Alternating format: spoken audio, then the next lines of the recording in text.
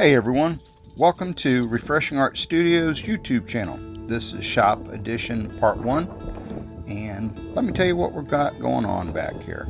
2019 we had the front 20 by 30 built to the existing 30 by 30 red iron building there in white. This is west looking east, early March I believe. We are moving this 10 by 18 manufactured building that was purchased in 2014 in Springfield. Pretty good quality building. We added some bracing and a loft inside of it.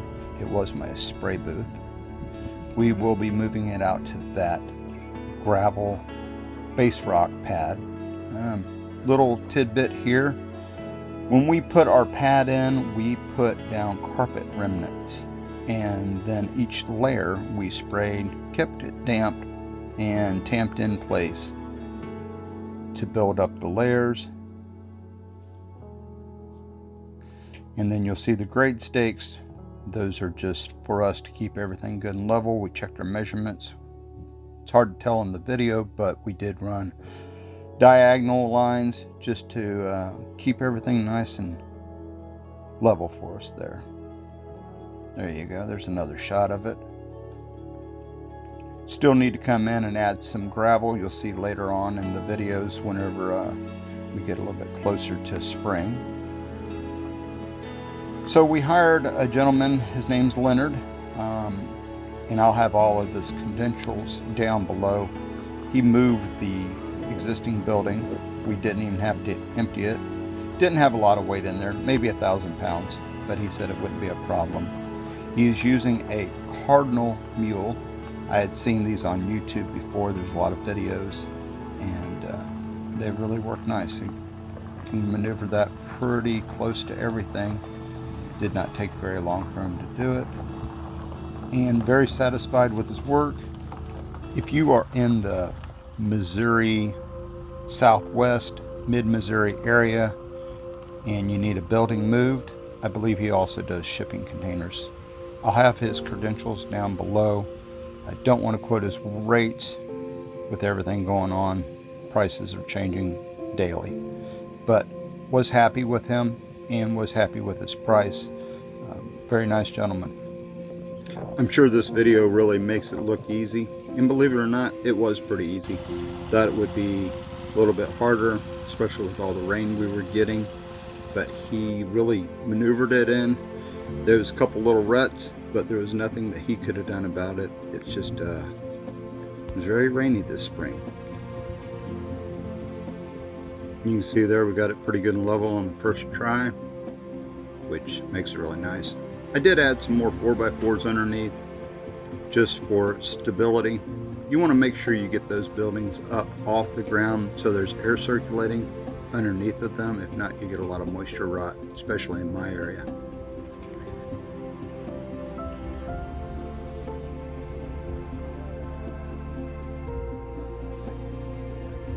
You can see even with the 4x4s and the 4x6s, it just melted into the ground. When I first had it placed, just had grass back there. Not really sure what I was going to do with it. Just needed something for storage.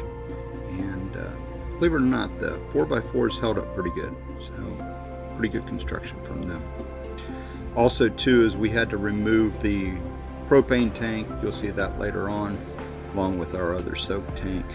And we had to move our flower bed. Did a lot of groundwork. When you put in your outside building and you build your pad up, I would highly recommend going at least 12 inches out, especially if you don't have any gutters on it. You'll see the 2x6s I did set it down on basically like a shoe, and I filled back in the front with new 4x4s. And I came back and cut them close to the edge, ran some 3-inch screws in there just to kind of keep everything attached.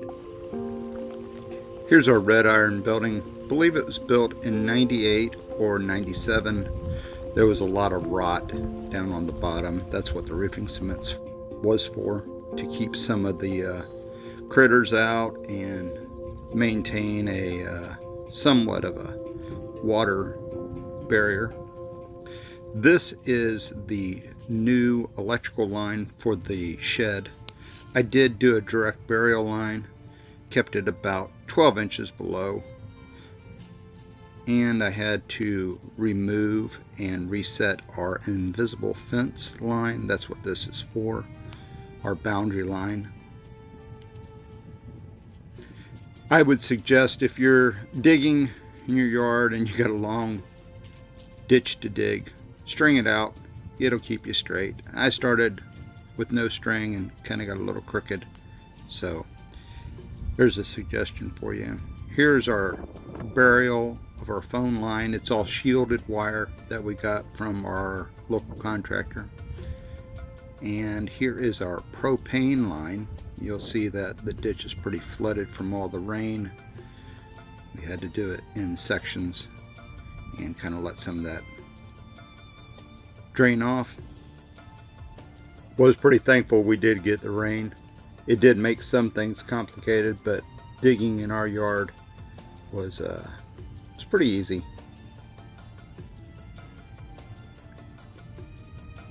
Especially on a nice cool day. So here is the invisible fence flags that they use for training. I kind of overdid it a little bit just to get the dogs familiar with it, and I will come back through and pull ones in between and start thinning them out as the dogs get used to the invisible fence. Now back to our propane line. Still a lot of water. That was the existing line. I did come in and sleeve it. Did not carry the sleeve far enough. You'll see later on in this video that it kind of got tore up. And I think our biggest nemesis besides the rain was that propane tank, getting it moved.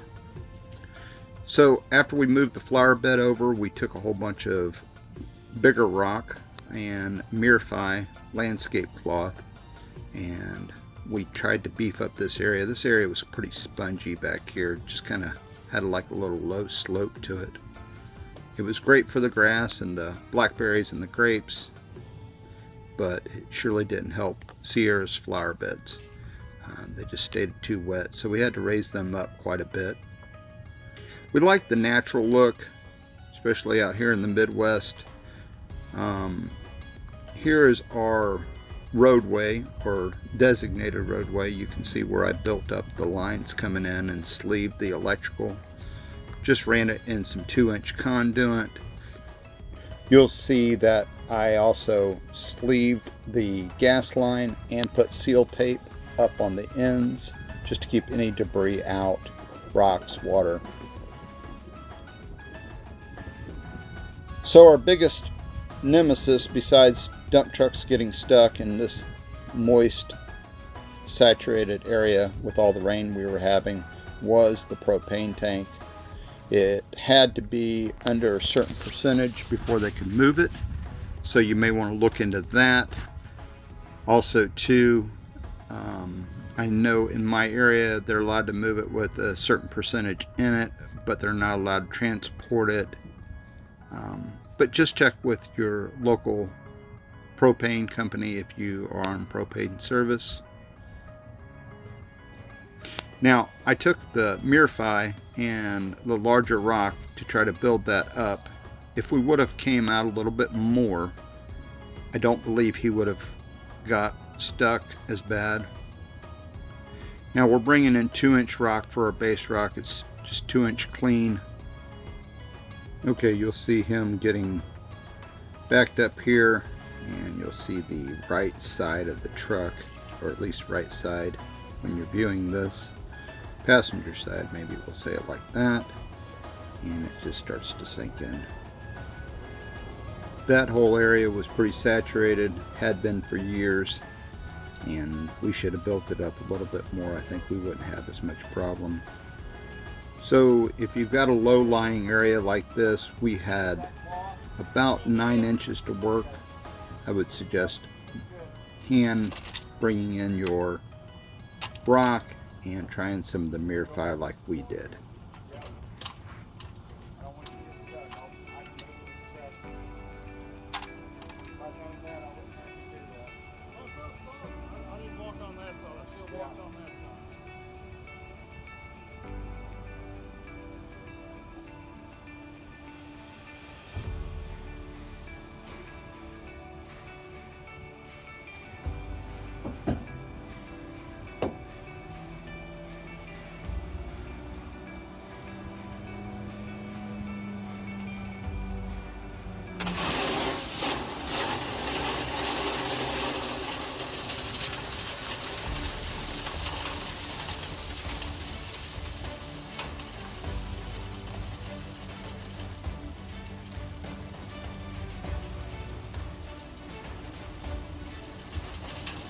Like I said earlier, it took us about 3.5 hours, but we got them unstuck and we were able to get the base rock moved out. I was able to borrow a tractor, a really nice small John Deere tractor with the front end loader on it. Believe it or not, it cleaned up that 2-inch clean gravel pretty good.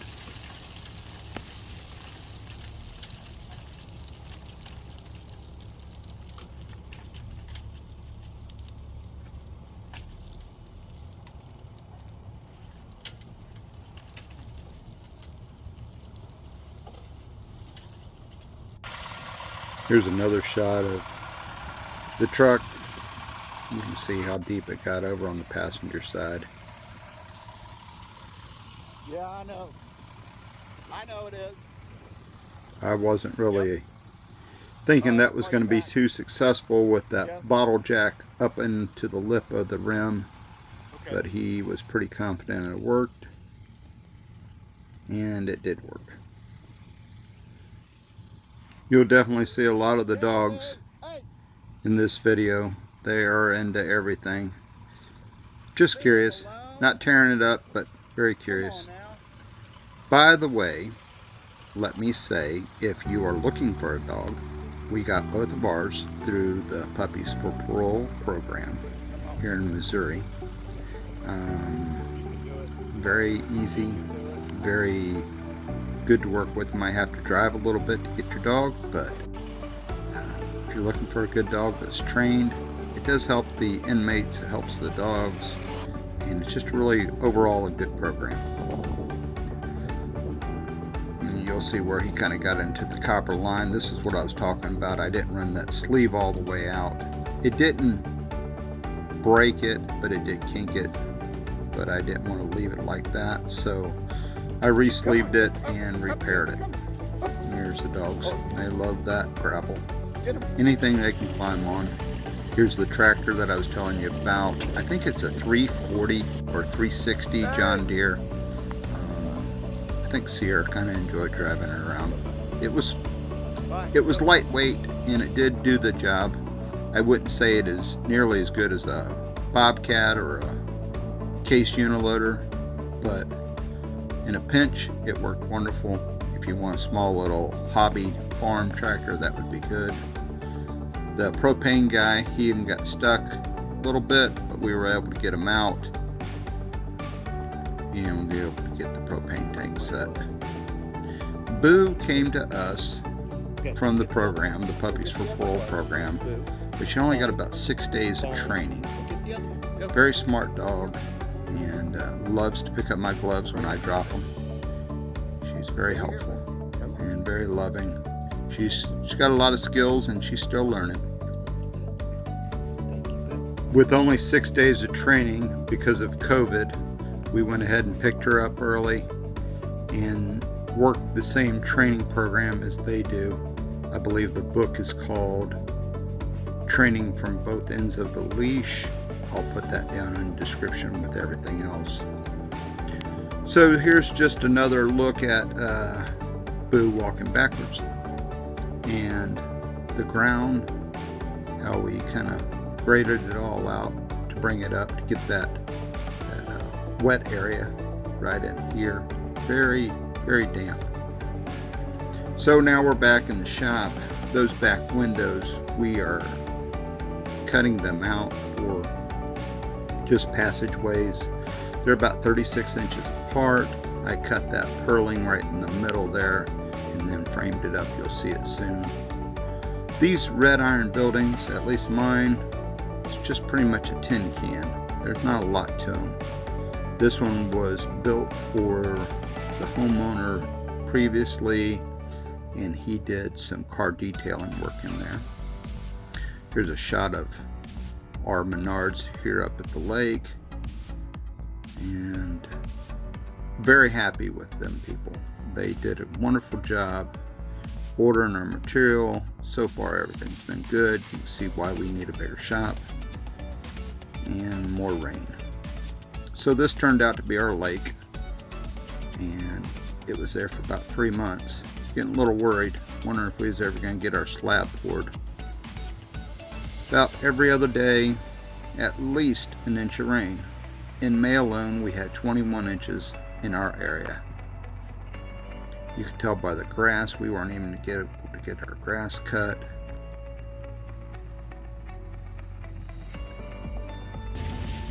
Here's a Instagram post. I think I was getting pretty frustrated with the rain. I really wished it would have stayed out west where they needed it. We got some wind damage, got the trees, but it gave us an opportunity to clean up some of the trees. Spring's getting in to bloom here. Everything's going to start looking a lot greener, a little bit healthier looking. Did get plenty of firewood for our forge. It's not really a forge, it is an annealer, and you get temperature up to about 800 degrees, soften the copper so I can work it. Wasn't able to find any topsoil just because it was so wet. I hauled in 2 pallets of topsoil and tried to corral most of it. It worked pretty good. I was able to get it to a point to where it would drain itself out. Probably was a waste. Probably could have waited another couple months, but wasn't too sure what was going to happen. Mother Nature was acting a little different for us. You'll see me here trying not to slip another disc in my back, playing in the mud. It sure was a lot more fun when we were kids.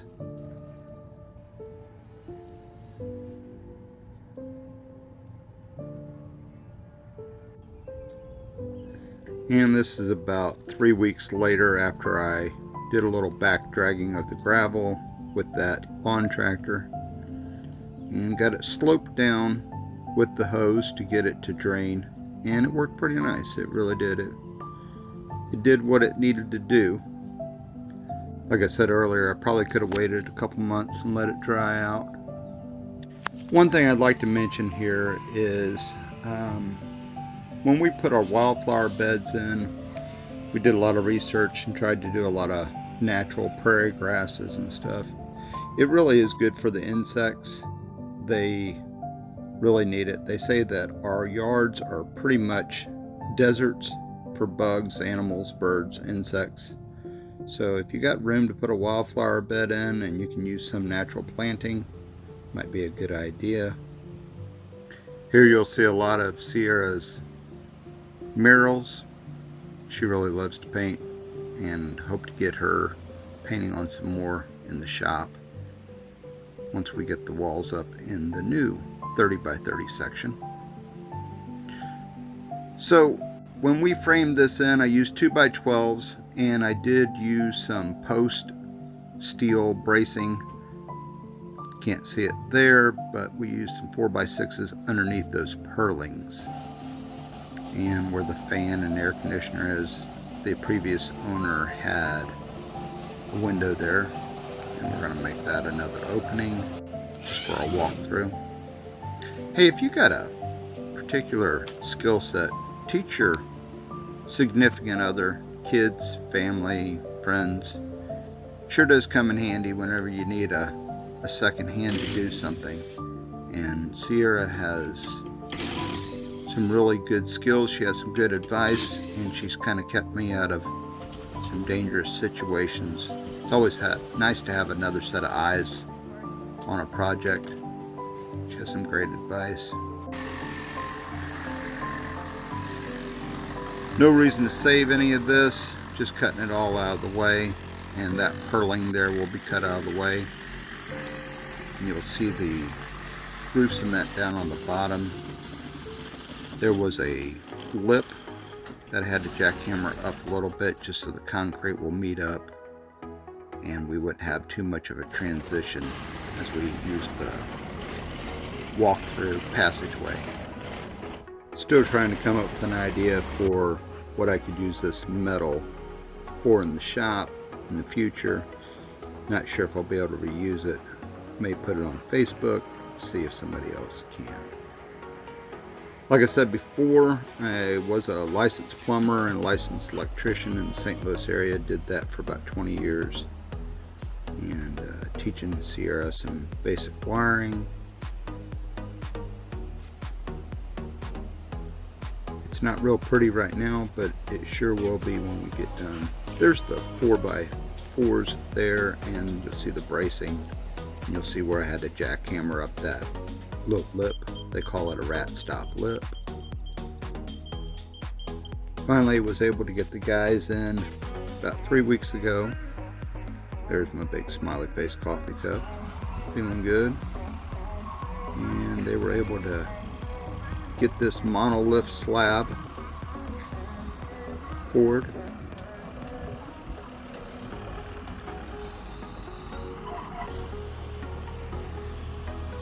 Dogs enjoying watching everything. So this is a thickened edge slab, pretty popular around here for these metal buildings. Drops down about 10 to 12 inches, and I believe it's about 5 inches on our pour. This is before we put 6mm plastic or 1/2 inch rebar down. I think we all were taking a break. You can see the back passageways after I've sealed them up with plywood. Didn't take too much dirt out. Wasn't able to recover too much of that good topsoil I spent money on, but there again, we live and we learn, don't we? So we tied off the steel. Everything was about 2-foot centers on the rebar. Looks a little bit different with the camera angle, but we got it up there. Blocked it up with some chairs and some concrete blocks. And I'm just cleaning up the gravel from where everybody had been coming in and out. Our concrete contractor left me the Bobcat for the weekend, case uniloader I should say, and really enjoyed driving those. That was probably one of my first construction jobs, was learning how to run case uniloader.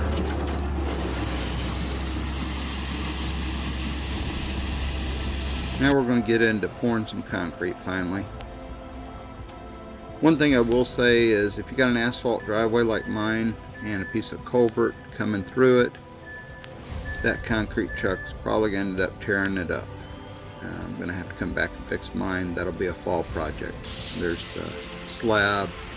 You'll see our rebar, see our chairs. Now you can use the plastic blocks like we used, but I also went back later on in the evening and dropped some cement or some, I think they're like a handy block, but they're for blocking up your rebar. I believe it turned out to be about 5 inches thick with the 12 inches on the monolith on the side. I do have a garage door going over on the east side.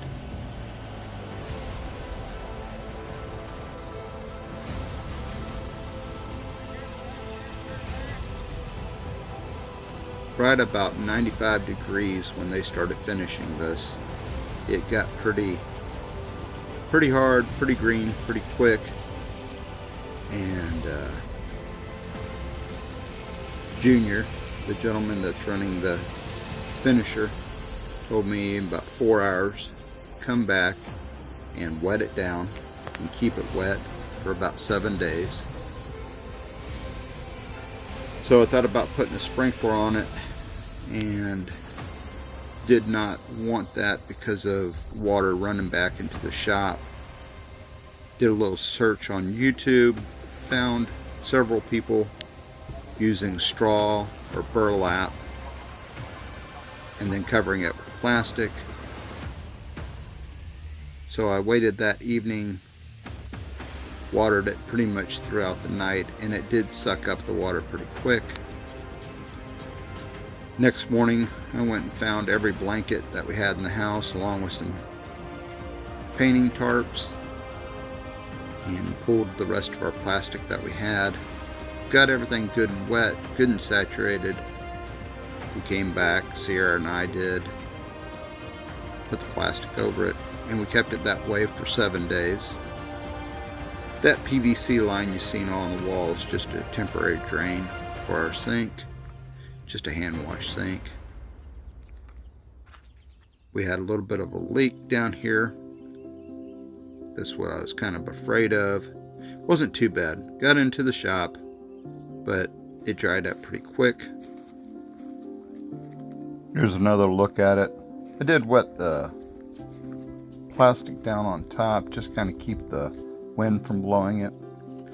Seal tape, this zip system flashing tape, worked really well. Just wanted to keep the weather out of it. Now we're going to go in the shop and see how much water I got from spraying everything down. Really wasn't too bad.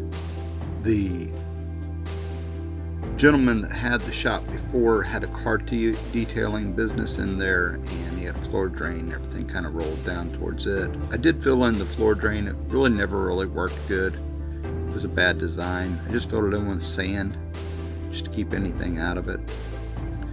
So a couple days later, after it started drying out, I got some urethane caulk and some spray foam. I spray foamed these edges just because it was such a large gap. And then I dropped these bottom boards down, pretty much just to keep the animals out, keep all the cats from crawling in and out and getting stuff all over them. We are applying the urethane caulk, and since it was pretty chalky, the whole area, being new concrete and old roofing cement, pretty much had to rub it all in to get it to grab. But once it did, it grabbed. Dogs enjoy watching us quite a bit. I will say, with this urethane caulk, this quad sealer, I picked it up from Lowe's, worked really well. Try to use it in a ventilated area. It's pretty strong.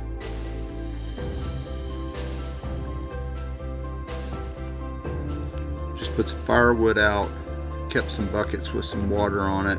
We had a little bit of wind last couple nights while the covers were on it. And again, that drain line's just temporary. We will run a new one. We've got the piping coming up. That'll be in part 2 video. Now, to keep the water out, when I dropped that little 6-inch piece of plywood, I put this clear caulking. It wasn't silicone.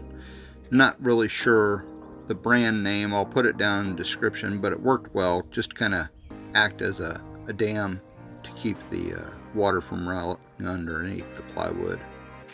So I pulled the tarps off. It had been 7 days. Kind of sped this up a little bit. A couple of our blankets weren't too color fast, but that's alright. We let good old Mother Nature and the sun bleach it out, and you'll see them fade away. I think we spent all day washing blankets, getting them back inside. Didn't ruin them. Did really well. And just keep wetting it down for a couple days more, because we were in the 90s, close to 100. After that was all done, I hauled in a load of good topsoil, which is pretty hard to find around here. Again, the dogs love King of the Mountain, especially Boo. And you can see where I sloped that roadway off just to keep the water away from the building. And then I came back with that topsoil to dress it up a little bit, just kind of hold everything together.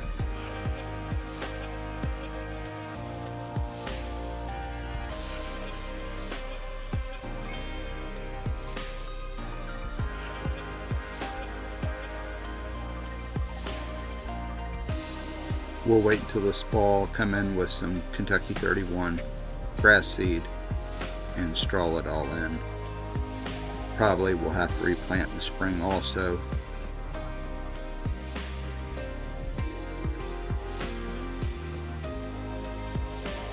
This area is still pretty low, but I believe it'll have a natural drain where everything will run off away from the house. This is about 5 o'clock in the morning after our Menards run, picking up more lumber. So we're going to start tearing off the west side of the red iron building. Tried to beat the heat a little bit to get out there early, and I'm glad we did. We put in 2 16-hour days. Now you can see why I need a little bit bigger shop. About a third of the back shop will be Cierra's office. She does buy and sell on eBay along with running the art studio. I've pretty much taken a step back and let her take control of everything. A little bit easier for me. I can sit back and make my artwork and enjoy it. She is definitely a manager and runs it like a tight ship. So I pulled off that first piece of trim. Kind of knew what we were going to get into. You're going to see some bad ladder usage. Please do not do what I do. I have actually fallen off the ladder and had a bad workplace injury that pretty much put me out of my career of working. Follow your instructions on the side of the ladder. They're there for a reason. There again, don't do as I do. So all this fiberglass is just old. It's just falling apart. It's pretty much dust. Did seal to the red iron real good, but we're going to have to go in there and frame all this up, pull those windows, and we're going to get this thing all color matched on the sides, make it look pretty. Like I said earlier, still trying to figure out what to do with this metal. The upper part, fairly good. I'll probably post it, see if anybody wants it.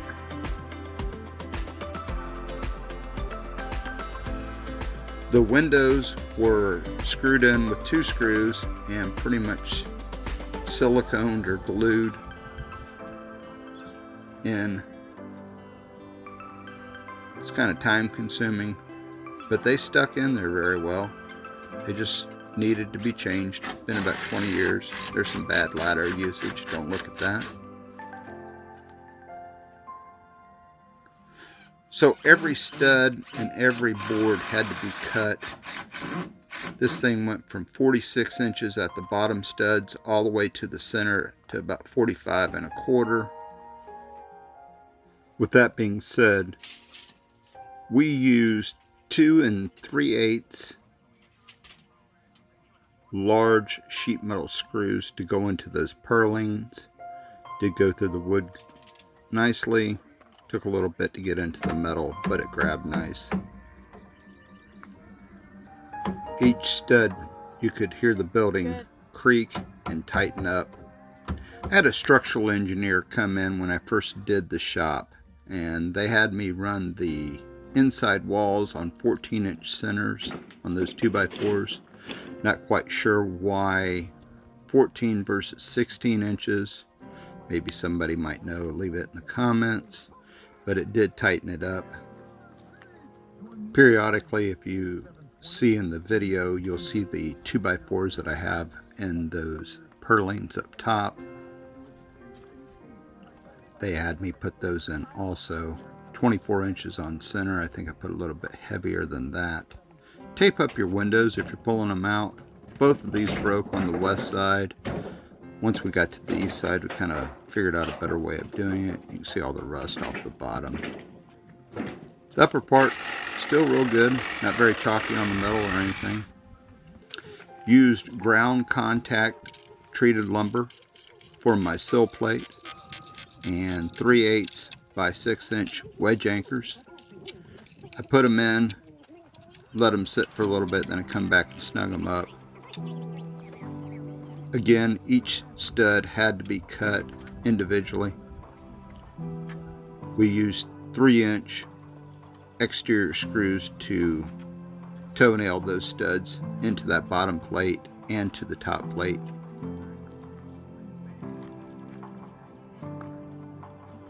Cierra doing good on the ladder, not like me. So I put R13 insulation in there, and I do know that the craft face is facing outward. It should be facing inward. Just really no good way of doing it. Thought about spray foaming, but I thought it was overkill. Don't think there's going to be a lot of moisture issues at all in this area. You can tell we're getting pretty late in the evening, close to about 10 o'clock. Put 4 mil plastic up over everything. We had some weather that might have caused some issues, but we got it all dried in. Again, this is the west side. Put the windows in and did not flash them or caulk them or anything. The builder will come in and take care of that. Me showboating a little bit there, having a little bit of fun in the evening. We were pretty tired that day. Here's the next morning. There is an exhaust fan in that upper corner there that will be going in there. Don't have a lot of good ventilation, so I put exhaust fans throughout the shop.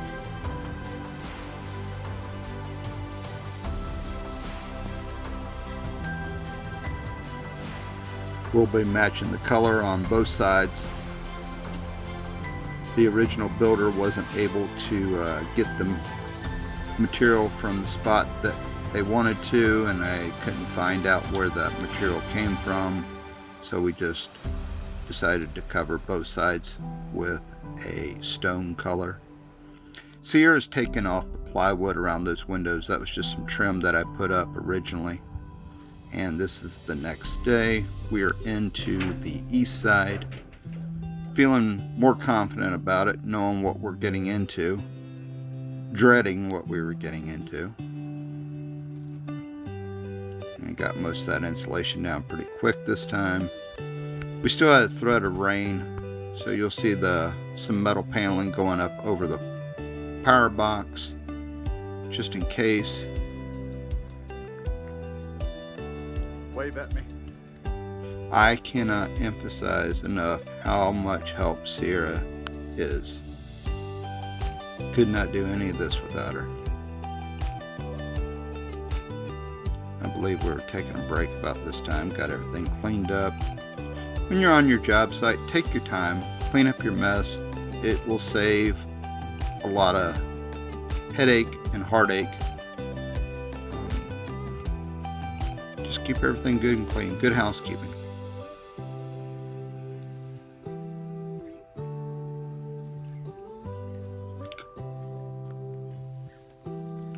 Got that bottom stud wall in fairly quick, but got up to about 98 degrees that day, and we were dragging towards 2 o'clock.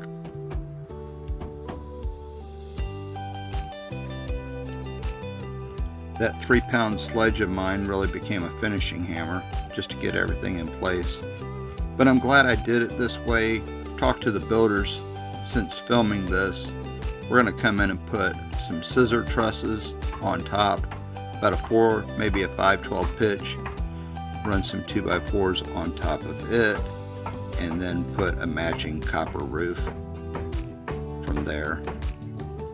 That roof is about a 2/12 pitch, and it's going to be needing new metal pretty soon, so that's why we're going to go ahead and do that. That might be part 3 or 4, but that won't be until next summer. We only have about 3 months to get anything done around the house, taking a break.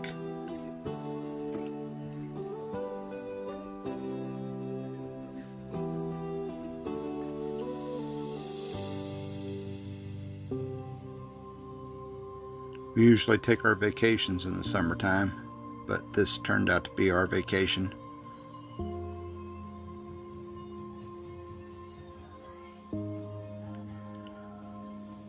A lot of little things you got to think about with these builds, and even being in the construction trade for as many years as I was, there was a lot of things that I missed that I should have thought ahead on, and I didn't. We also drew up a little bit of a blueprint to give us an idea so we were both on the same page. I know Cierra felt a lot more confident on the east side wall and was able to not wait for my lead and, you know, do some other things like pull the trim and get the nails all cleaned out of the studs, along with getting those windows taped up and pulled. Just a little bit of a tour of the shop. You can see again why we need more room. And there's one of our exhaust fans. We're going to remount them. Got a new air conditioner.